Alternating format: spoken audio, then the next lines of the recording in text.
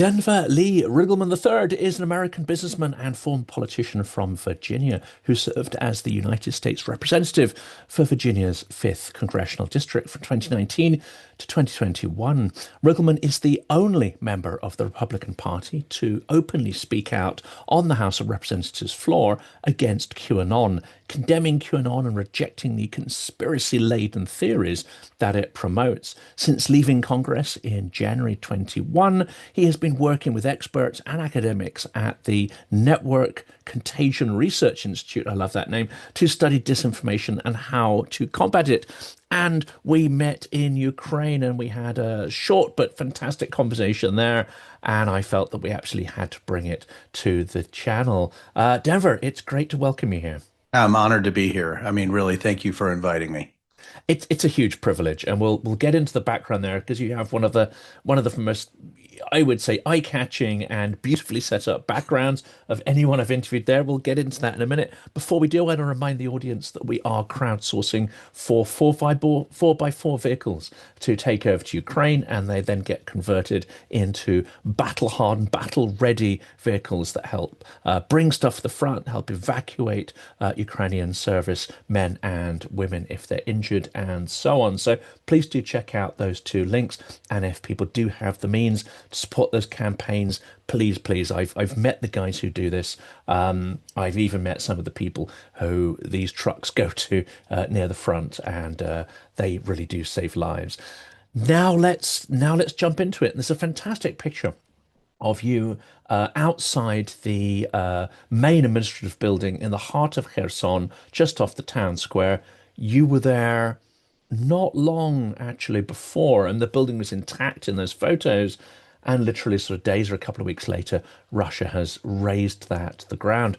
What's your feeling when you see those photos, having been there and seen it with your own eyes? Horrified, but not surprised. And, at the time, and I'm not going to try to use a lot of names, Jonathan, as we go through this, but one of my, handlers, a person who was really connected to the press, I called him Magic because he magically got us through every checkpoint. Because when we first started, a couple of people, it was a little bit tougher. But once we had Magic in hand, but I remember we kept the motor running on the vehicle. I was driving a left-handed shift, right-handed drive CRV through Kherson. As you know, there's no lights there. You want to keep moving. So I remember it was getting close to 4 p.m., which is a bit of the witching hour in Kherson. And Magic goes, Denver, do you want a picture in the square? I'm like, holy crap, I don't know. I've been around, but is this a great thing to do? And he goes, well, no, but let's get a picture. So we kept the car running, parked it under the trees just to make sure that there's no FPV drones, rolling around, ran out there. That picture was taking, it looks like we're smiling and relaxing amongst the roses in the square, Jonathan. But actually, we left the motor running. That was 60 seconds. I was like, and then boom, we're right back in the car, and I'm hauling ass, right, to get out of Kherson because, we have drone finders everywhere. And as you know, that night it was hit an hour after we left.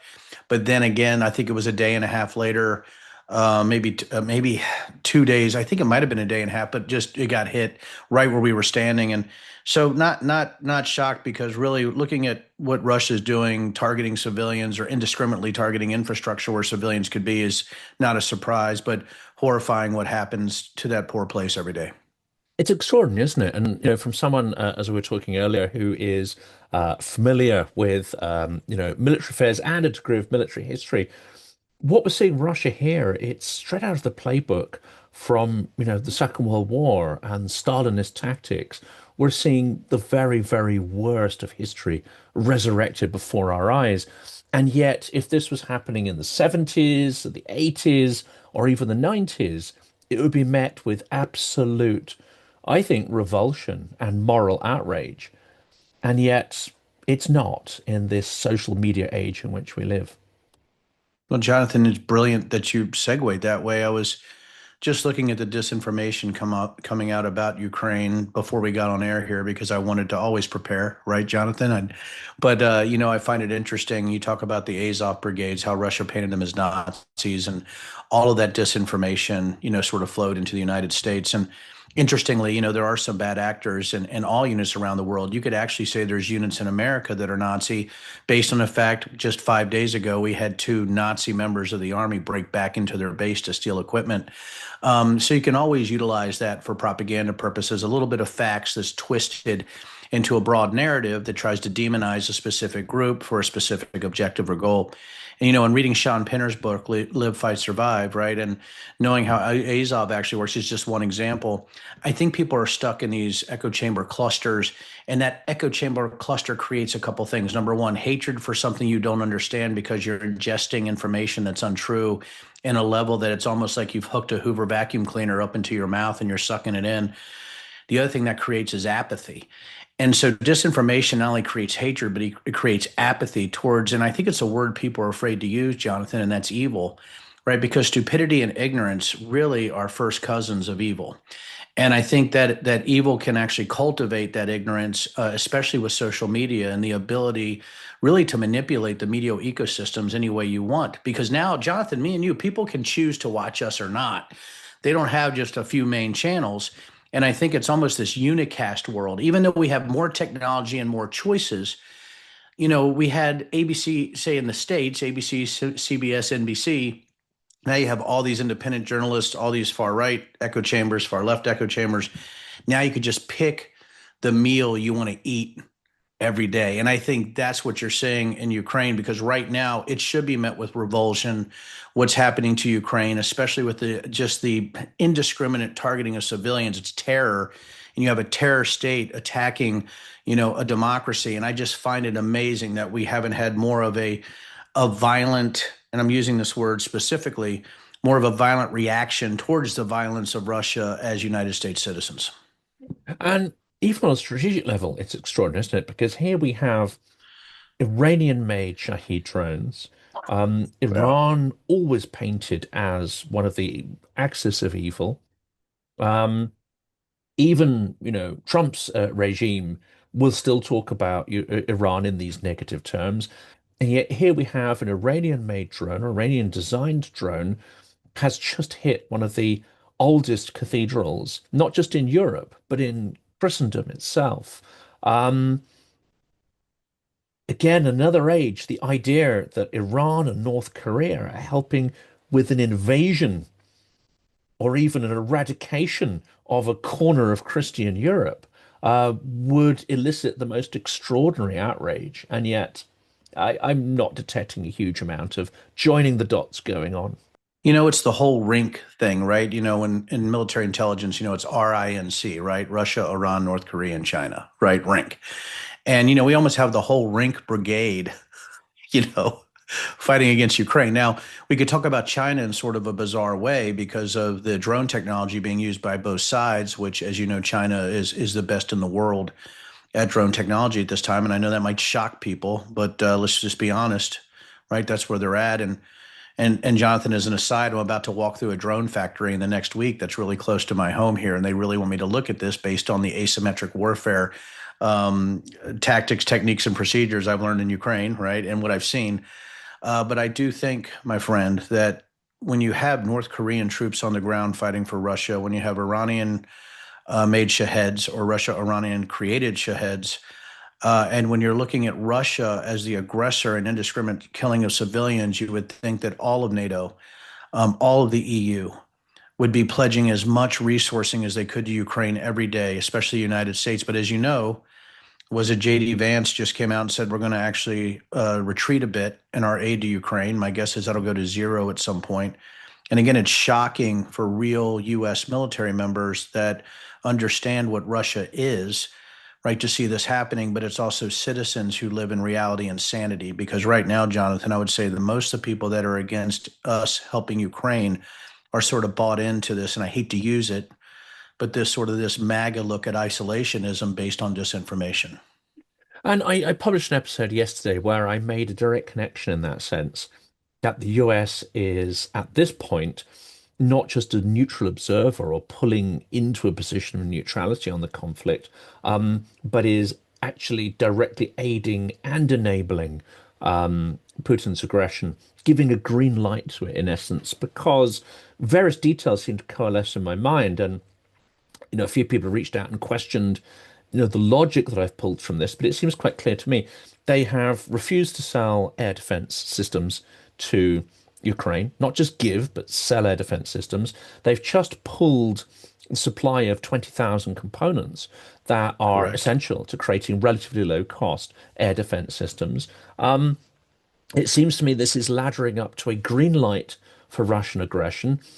Whether that's strategic or not, we don't know.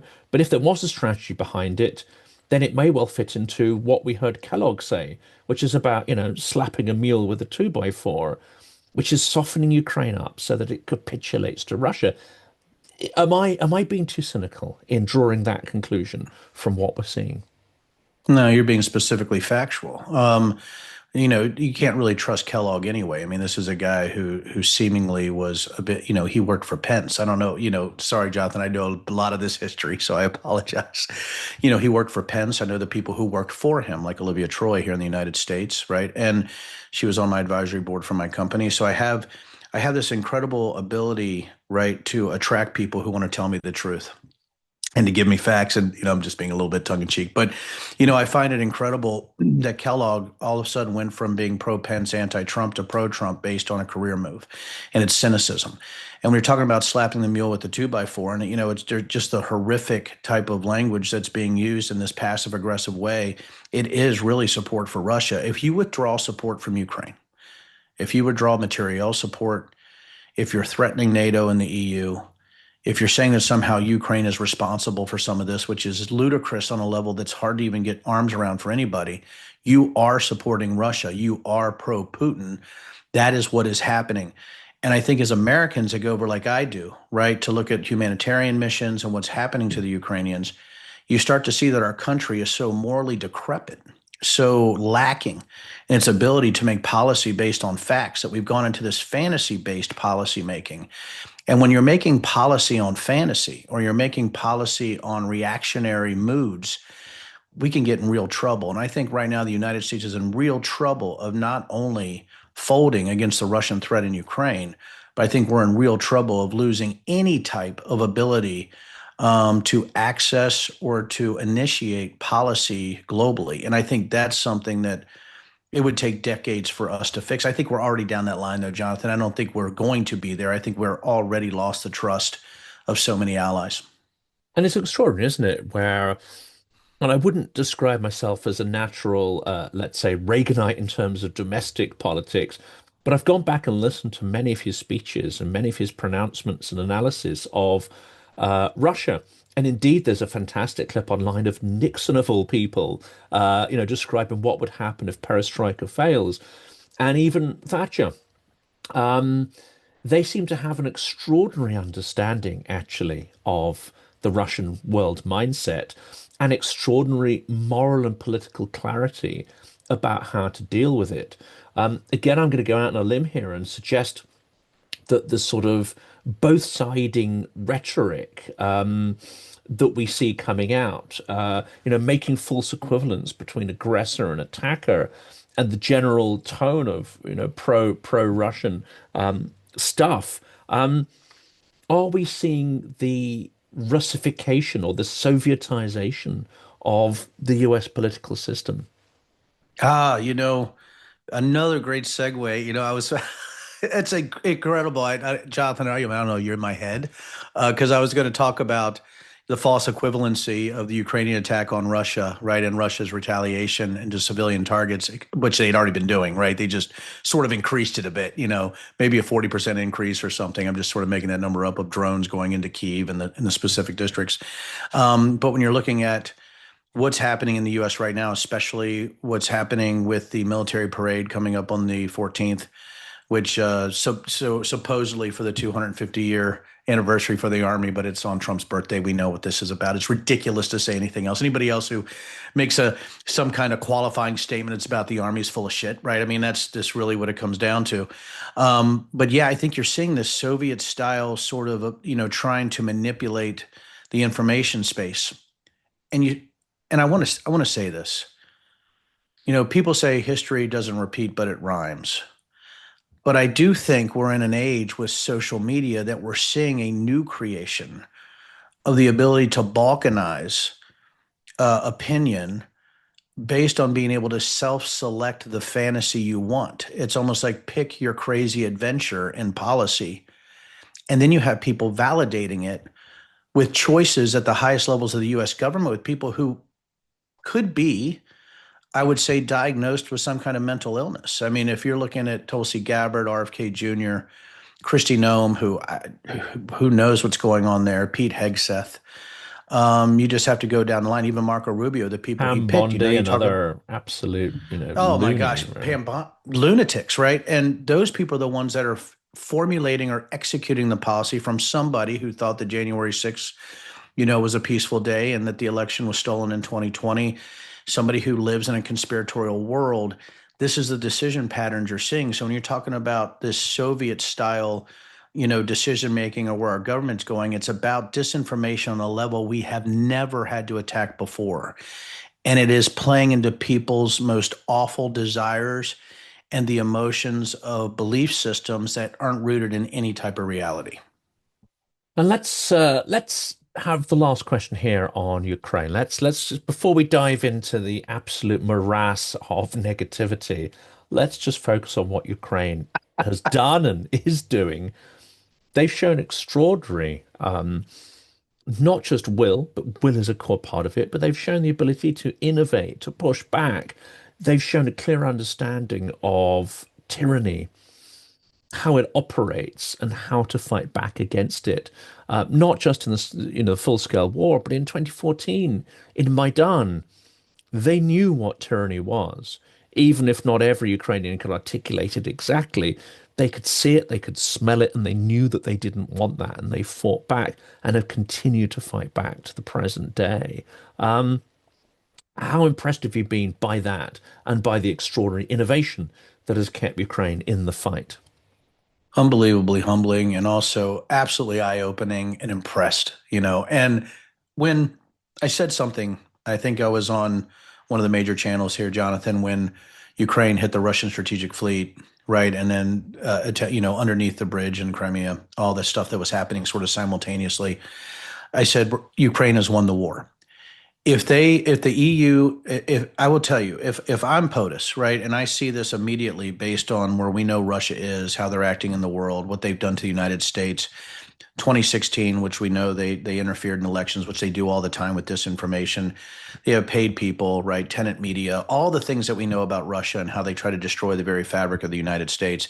If I see what Ukraine did, I am funding them on a level that's absolutely unequivocal because now we can destroy that threat because sociopaths only feel pain. I know that's not rolling up all foreign policy, right, Jonathan?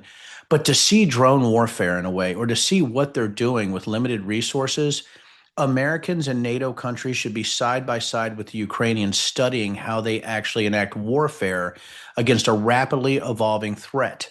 And when you're talking about drone warfare right now, you're talking about this instantiation of it that hasn't been seen globally ever.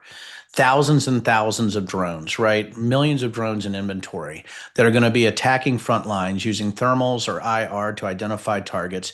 You have everything from FPV drones to thermal drones to the Baba Yaga, right? The vampire drones.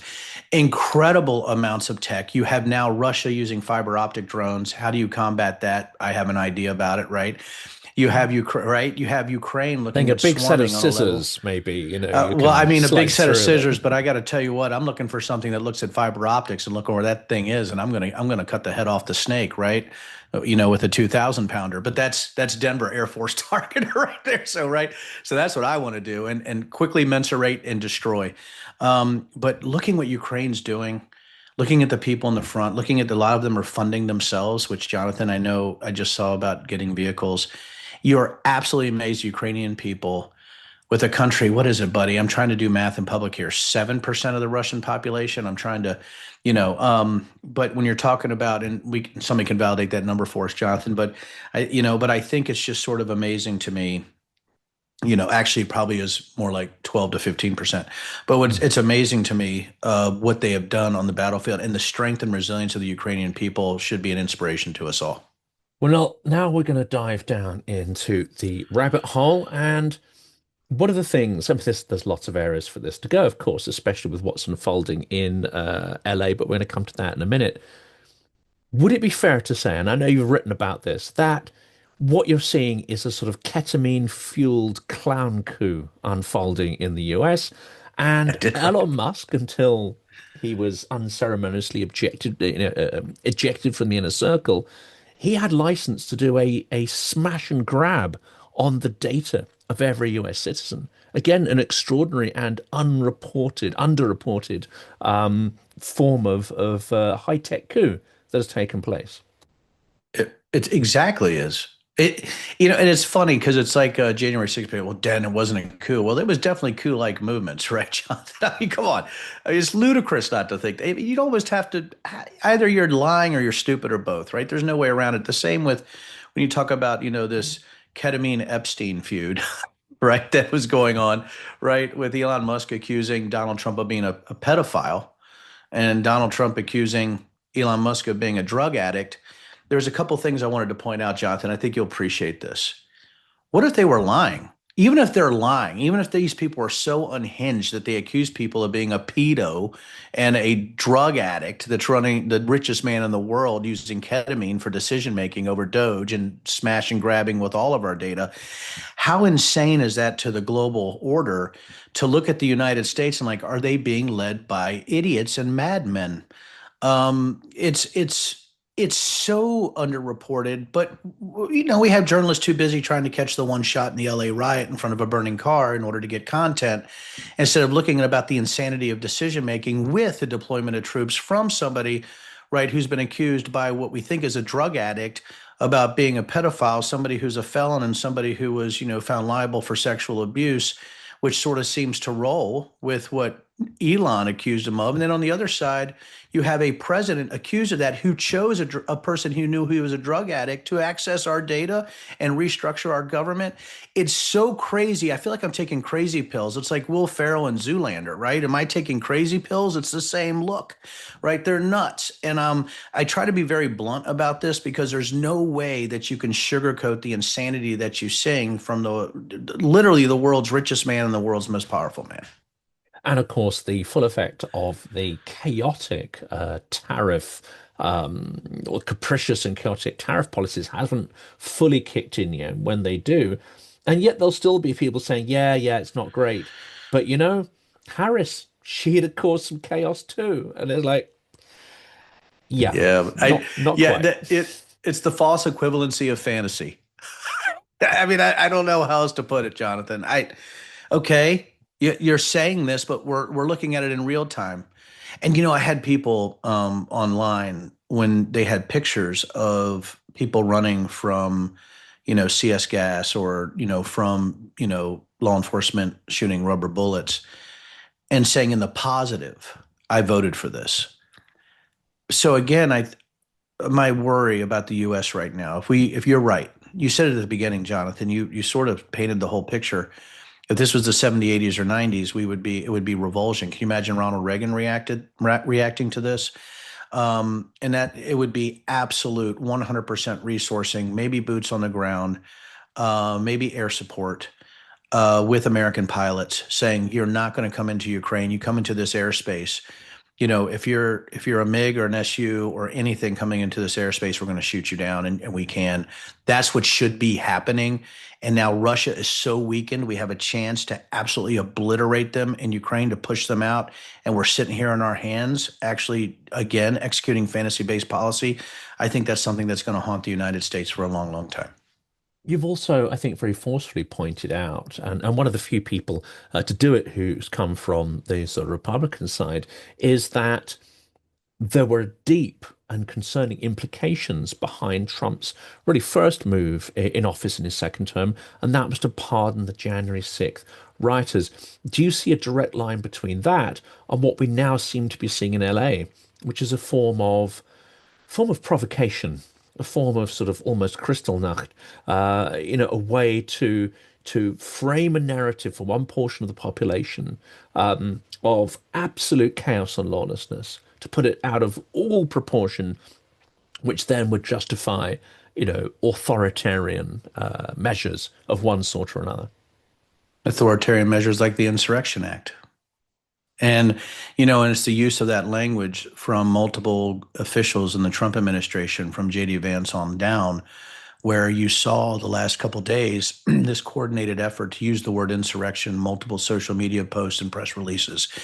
If you're a disinformation expert or you know what radicalization looks like, or you've been a former Republican, this guy, you know that that's coordinated messaging that comes from not only the Republican National Committee, the NRCC, but also the president's office, their press office, and from the whip office in the United States Congress. All this is coordinated. That's how it works. That is how it works. You don't see Vance and Nome and all of them using the word insurrection and every far right media person using the same word 5 seconds later. I mean, come on. Right. And I think what you're seeing is this false equivalency between a real insurrection on January 6th and protest that could have some riots and people doing criminal activities. Damn, go get them. But there is a false equivalency, and they're trying to take the word insurrection, trying to minimize what happened on January 6th and trying to apply that to LA, which we know most of LA is peaceful. And we know that there's disinformation algorithms that are blooming, right? This fact that LA looks like Escape from LA, the movie with Kurt Russell, right, in 1996 is ludicrous. So I think it's interesting to me that we have 1,500 people pardoned that I know I saw their charging documents, as you know, as the senior technical advisor on the January 6th committee. I know more about January 6th data than anybody on the planet. You are talking to the expert on January 6th data. There's nobody else like me in the world. And I know what happened. And I know the people that are involved. I know the white nationalist groups. I know that they were violent. I know they had weapons caches. I know they had bed down locations. I know that there was over 100, law enforcement individuals injured. I know who they are. I meet them. Harry Dunn was with me in Ukraine, right? So all of this I know. So it's interesting to me, my friend, that they're trying to capture again in this propaganda way the word insurrection to minimize what happened on January 6th and to try to apply those definitions for either martial law or the Insurrection Act or other types of actions in the future. So instead of looking at January 6th as something that failed, should we perhaps be asking, well, what was the actual intent and what would have success looked like to some of the people organizing that? And are they learning from those mistakes in the current actions that we see? I was in a interview with Enrique Tarrio, the head of the Proud Boys, and I remember him saying that Roger Stone really had taught them that it was better to work from the inside than the outside. And that's what you're seeing. And you have a president that was reelected after a term by Biden. You see this comedy of errors from the Democratic side simultaneously with the ability to sway the minds of so many people using fantasy and ignorance-based messaging from Trump himself. And so you have this comedy of errors and horror that has led to this point, and now they're on the inside. And they learned a lot of lessons in January 6th. They also learned that process is very important. If they could have turned Pence at the end there, I don't think people realize that the election could have been turned to the House of Representatives, which would have gone towards Trump, or those electoral votes would have just been kicked out, which have gone towards Trump, or a lengthy recounting process, which Trump would have stayed in office during that constitutional crisis and turmoil. They had a lot of courses of action, Jonathan, a lot. And I think they said, you know what? If that would have worked, what if we can actually manipulate process right over the crazy ramblings of QAnon conspiracy theorists that are actually storming the Capitol? Boy, oh boy. They changed their TTP, their tactics, techniques, and procedures. And I think that's what, again, gets to me is there's some brilliance to what they've done. They use encrypted apps more. They're not going to be on Facebook talking about what they want to do. They're not on 4chan anymore Or talking signal about what they groups. No, do. that's just the defense secretary. Ah, buddy. Yeah, well done. All right. Encrypted signal chats, not only the tool of use for the Proud Boys, but the United States government, So, it's incredible what's happening right now and what you're saying. And if we look at this in terms of a form of constitutional coup, and well, the first question is, where are all the Second Amendment people? Because surely that's what all the guns are for, is to, when an American tyrant arises, that's what they're there for. But anyway, that's a sort of side point. How are they? And are their targets every aspect of checks and balances that would prevent them, taking over power and maintaining it? So they're hollowing out good governance with Doge. They're hollowing out soft power influence with USAID. What about the legislature, judiciary, national security, media, military? Are all of these in the crosshairs, and are all of these being, to a greater or lesser extent, hollowed out from the inside as you describe it? Well, it's once you remove integrity and institutional protections across our checks and balance system, you own it. And think about ABC News just firing Terry Moran, Jonathan, right? Because he dared go against the administration as a media personality or as a news person. And wow, right? ABC just folded like a cheap picnic chair, just just gone, right? And they'd already paid out money anyway, so they might as well just continue down the route of capitulation. But you're also talking about, when you're talking about the hollowing out of USAID and soft power, you're talking about us losing our place in the world, this isolationist tendencies. But again, it's very difficult to combat a judiciary that really has given sort of complete immunity to Trump, but it's hard to combat a legislature that think that hearings on UFO aliens is more important than what's happening in Ukraine. And I know that that's a going very basic, I guess is what my daughters would say. Dad, you just went basic, with this. But yeah, we are such an unserious nation. If we're looking at Hunter Biden's laptop, and I did Hunter Biden's forensics too on the laptops and phones. I like you said, my background is pretty crazy. But going after Hunter Biden's laptop, which seemed to end immediately when Trump was elected, I guess it wasn't that serious because it wasn't. It was ludicrous. When we actually have people like Russians infiltrating and giving information to our congressional representatives about Hunter Biden, and they're now in jail. So, holy crap, right? I mean, that's about the best I can say, right? Is that if you're on the inside, buddy, you have this ability to manipulate the whole system. And if you don't have any brave or courageous souls in the legislature, judiciary, it's a role game, and it's an escalating or cascading effect of badness based on the fact that nobody wants to stand up and say enough is enough within the ruling government or the ruling class. And Joe Lindsley, someone who you may or may not have met out in Ukraine, he's been trying to make the case that, he does repeat the Hunter Biden thing quite a lot, it has to be said, but he makes the point that this was an effort of entrapment, possibly by the Russians, because, Burisma and all that, that's a Russian entity, not a Ukrainian entity. Sure is. So you've got people who are either knowingly or unknowingly see these Russian operations, but they see political contingency in that. Unfortunately, I would make the contentious argument that there are certain people who saw Brexit in the same light and don't give a damn whether Russia is busy pouring, kerosene onto the flames. They'll take that as a sort of little bit of a political wind, as it were. Russia really does rely on the complicity of ignorance. And or the complicity of those who believe that winning an election is more important than the future of specific nations or the specific of the nation they represent. And I don't want to be so blunt sometimes, but it does seem to me that the least talented are more and more being attracted to politics because it's a place where crazy can really find really strong footing. I mean, it yeah, the nuttier you sound in some of these districts, right? In the United States, the more likely you are to be elected. And a lot of that comes from, and I know this is a long line, and Jonathan, we've had an incredible conversation, but it goes back to the fact it's going to be very difficult in the U.S. to get out of that because of gerrymandering, because if there's only probably 50 to 60 districts that are truly swing districts in the United States out of the 435 that determine the elections. You're always going to have a baseline of Democratic or Republican districts based on the way they're gerrymandered. I don't know how you get out of it in the two-party system with social media, with gerrymandering, and with the lack of education or lack of critical thinking that seems to be endemic to the United States population right now. I think it's an uphill battle. I think, it's house to house intellectually, right? You have to be confrontational. I think that's the only way to do this.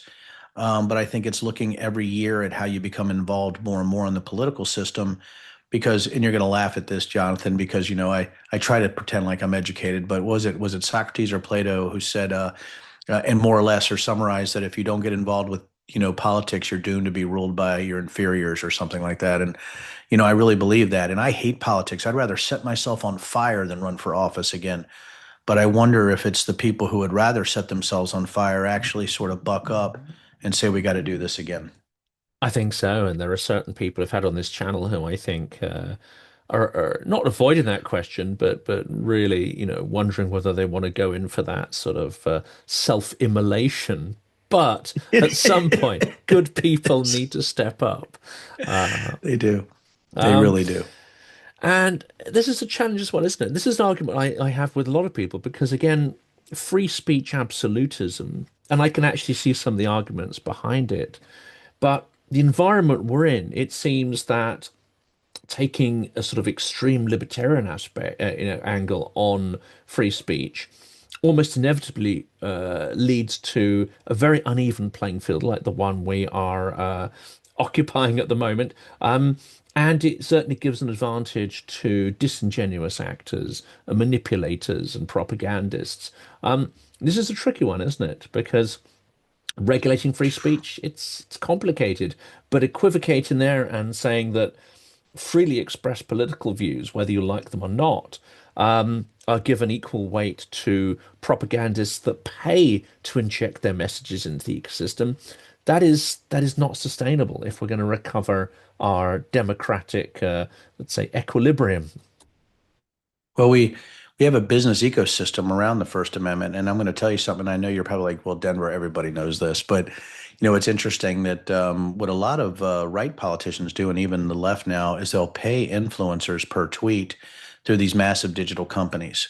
So if I want to be a far right influencer, I can pay Candace Owens to retweet my stuff, right, through an actual firm that brokers these deals, right? So you have this ability to monetize propaganda and to actually utilize that monetization for your own benefit. And then you become one of those influencers. And so it's this nuclear bloom of propaganda and influence peddling that happens within our ecosystem in the US, but it sort of happens globally. Um, I think I think we're in a place, Jonathan, um, where it's going to be very difficult for us to pull out of this flat spin. Um, and I don't know, and I know that I'm sort of taking this in another direction, but I don't know unless we have or we use the First Amendment, people like me also, Hunter S. Thompson said the million-pound shit hammer, right? And that's of facts, right? And that's what I want to use. But I think you wonder if we have to be like Rust in True Detective. I don't know if everybody saw True Detective one, Matthew McConaughey, when they had to admit that bad men have to go after bad men. And I don't want to be that, right? I'm very good at knowing what a political ecosystem looks like. I'm very good at what disinformation looks like, but I never want to be that kind of immoral sort of um, individual that does those type of things. But I think we got to use the First Amendment as the good guys here in the U.S. is this with the same amount of gusto that the bad guys use it. There are good guys and bad guys. There are people who tell the truth and there are liars. And by the way, whether you get shot on purpose or shot on accident, you're still getting shot. And a lot of these people are like, well, I didn't know the truth, but I said it anyway. Well, you're stupid and have no critical thinking and you live in a fantasy world. So that's the thing is how do we utilize this weapon called the First Amendment, this awesomeness called the First Amendment. I mean, you think the First Amendment's so incredible, right? What a blessing, right? But also can be a curse if the First Amendment is utilized for such nefarious activities where people like me come out and say, well, that's wrong. It's verifiably wrong. And then these guys say, well, he must be paid by George Soros or he's the tool of the Antichrist. So, right. So the far right's called me the tool of the Antichrist and the far left has said I've been to weird porn, right? Disinformation everywhere. So that's the thing that you have to actually fight is that if you are that person that leans forward and you go after people, you're going to get hit hard. And you just talked about self-immolation. That's what happens. If you're a good person but you're not perfect. My God, I'm not perfect, Jonathan. My God, I'm 55. I'm not perfect. I was young. I've done dumb things. I've learned from them. But I think if you have people who really just are like, I've had enough, they also are going to get hit by people who are much better in this political ecosystem at lying and utilizing data to destroy people or false data. And that's why I think I might be in a unique position based on my background where I know that I can fight back with a lot of firepower. And I've been trying to do that. But again, I'm going against billionaires, so I'm certainly not one, my friend. And I think that's part of it too, is how do you get the resourcing to wage that war? And we have to mention the barrel before we get into the last question there. And I think anyone who brews whiskey has to be on the right side of any moral spectrum you care to mention. My wife's a master distiller. I'm just her arm candy. As you can tell, it's my good looks that's really helped with our. I'm kidding, absolutely kidding. But she's the master distiller. When I sold a tech company, I told her it's her turn for me to follow her, an amazing individual and an award-winning bourbon whiskey maker. And we just released an Irish style whiskey just this weekend that did very well. So yeah, there's truth in whiskey, my friend, right? There's truth in whiskey. You distill it, it is what it is. The barrel always tells you the truth when it comes out of that. And, that's why I'm doing the podcast I have with Amy McGrath, Truth in the Barrel, is one that I'm doing. And that wasn't a show for this, by the way. But there's truth in the barrel. And I think that's what we want, right? Is when the whiskey comes out, what it tastes like is what it is. And I think that's exactly what we have to push across globally, but to the American public. And get back to making good, honest products that add joy Yes, into sir. people's lives. The last question here, of course, is going to be, we're going to touch on the ketamine fueled clown coup again and where the trajectory is because we're only 4 months in. We're only 4 months in to this lunacy, and there is so much further to go, unfortunately. But the spectacle last week of Musk feuding with Trump, that actually created a sort of curious echo because I was in Russia. I remember watching on live TV when Khodorkovsky challenged Putin and then was destroyed. Verbally, he was challenged on the day, and then his business empire was taken apart piece by piece, and he was thrown into prison. Could we be heading to a trajectory here where Trump needs to make an example of an oligarch to make sure all the rest, I mean, many of them already have obeyed in advance, as Timothy Schneider says, but is he going to need to make an example of Musk and literally tear his empire apart, steal it venture by venture? I know that might strike people as an extreme thought, but if he's following the authoritarian playbook, this one is definitely in there. He already threatened them. He already said he was going to take away his government contracts. He already said they were going to nationalize SpaceX. Can you believe that? And people said, yay. Are you kidding me? That's the American way. By the way, there's new, as you know, I was a CEO of a DoD, a Department of Defense Intelligence Community Support Company, so I know the federal acquisition regulations pretty well. Do you know now they're changing the federal acquisition regulations to go away from competitiveness, where they have only one PM, one program manager oligarch that rules them all for things like Golden Dome, and things like that. So you're going from away into this anti-competitive environment where you have to express loyalty. So Elon Musk, what did he do yesterday? He came out and said, well, maybe I'm sorry for some of the things I said. Elon is capitulating that quickly. He has to, because when you have a government with no checks or balances, the US has gone completely away from our actual institutional protections because we have a judiciary and legislature that's just towing the line for Trump out of fear, but also out of self-interest and ignorance. And you put those three things together, and that's a toxic brew. So Elon is already starting to say, oh, wait a minute, I'm a little bit afraid. So in America, all he has to do is remove his government contracts, destroy his stock market, and you don't have to put him in jail. You put him in shame, right? So instead of 10 mansions, he only has two. And he can't afford a Bentley anymore. Sadly, he's in a Ford Taurus. That's how you destroy them, right? And I think what you saw was Trump immediately threatening the removal of government contracts from his little pet oligarch, and to say, I will destroy you because I am the president of the United States. And people actually cheered it that were pro-Trump. It is so unbelievably horrifying to anybody that was in the competitive contract market in the Department of Defense intelligence community, and to see CEOs looking across at each other like, wait a minute, we got to kiss this guy's ass, regardless of how bad he is or that, he was found liable for sexual abuse and felonies.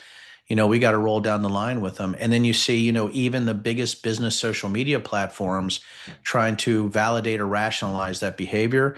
I'm telling you, man, I go back to Will Ferrell and Zoolander. I feel like I'm taking crazy pills. Like who, and people like me standing up, we're a, listen, I hate to say it be so crude. We're a fart in the wind compared to, Musk and Bezos and Zuckerberg and even the Mark Cubans who are nominally against Trump, or the Reid Hoffmans, or go down the line, right, buddy? Tucker So that's what Carlson, I mean, scares how me. many millions of subscribers does that guy have? It's And insane. he's nuts. He said the devil attacked him in his sleep and scratched him. And we have millions of people thinking this guy's a truth teller and he's a freaking charlatan and maybe has been sniffing glue his whole life. So that's the issue that we have, buddy, is where the rational and the sane are becoming very, very rare in the whole political spectrum of decision making.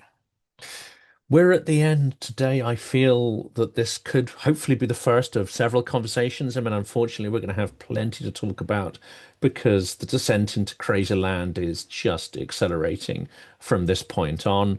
And the Russian playbook of sort of state capture still has quite a few moves yet to unfold, which I'm sure we'll see in the coming days and weeks. It was fabulous meeting you in Ukraine. Fabulous to see the work you're doing to support Ukraine and freedom.